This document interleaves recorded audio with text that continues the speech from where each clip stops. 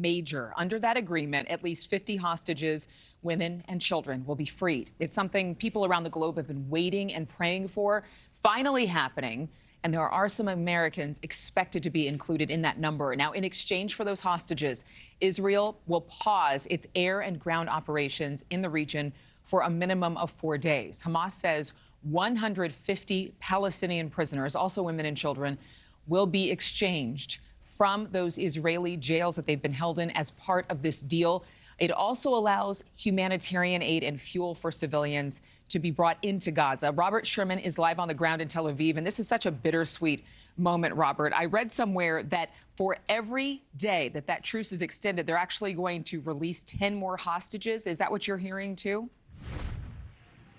Yeah, according to Qatari mediators, this is all subject to extension, and there are incentives in place in order to get more hostages out, because that's the goal at the end of the day that all sides have agreed to here is that the end goal is to get as many of these hostages out as possible.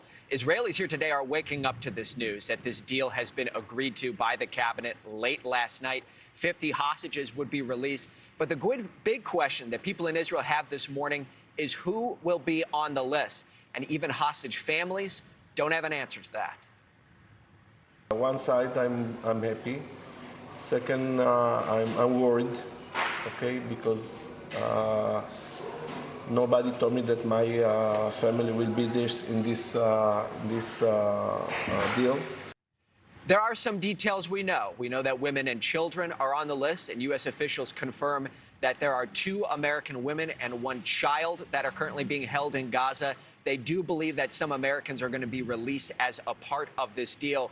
In terms of the release of Palestinian prisoners, which goes on the other side of this equation here, no names as to who will be released, but the Israelis say it'll be women and children not convicted of killing Israelis. And in terms of a timeline of how we're anticipating this will go, the pause will go into effect sometime within the next 24 hours, with hostage releases likely beginning Thursday morning.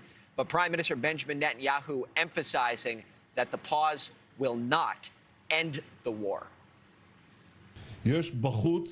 Outside, there is a lot of nonsense talk, as if after we cease fire for the release of the hostages, we will stop the war.